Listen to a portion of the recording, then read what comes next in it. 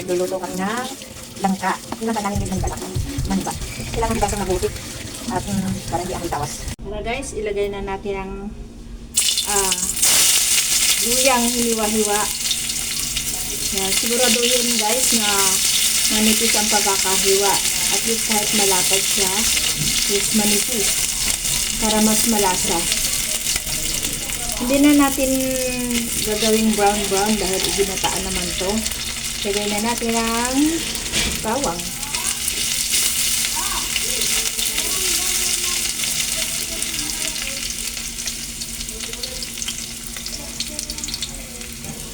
Yung bawang guys, sinadya kong malalaki rin yan.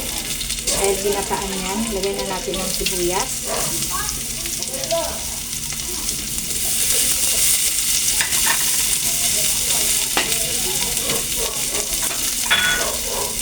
At labahita na hiniwa-hiwa na maliit. Siguraduhin guys na hugasan bago ilagay sa niluluto dahil minsan ang labahita na daing is nagkakaroon ng amag.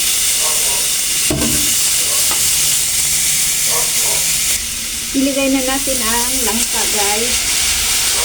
1 kilong langka. Kailangan ang langka kapag magugulay kayo, hugasan nyo mabuti para hindi siya malasang. Hindi niya malasahan yung lagyan natin kunting asin.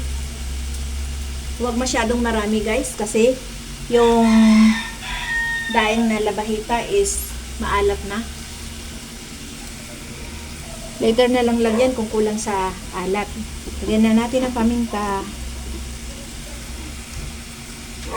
At pampalasang seasoning. At haluin ng mabuti para yung lahat ng mga inilagay is lumasa. Ayan. Ilagay na natin ang pangalawang gata.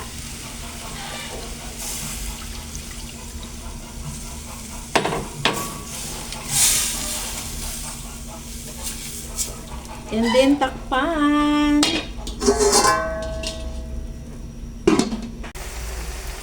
Lagay na natin ang unang gata o kakang gata guys, yung malapit na gata yan. Yan, sarap na yan guys. Tapos mamaya maglalagay ako ng sili. Bubukod ako ng may sili.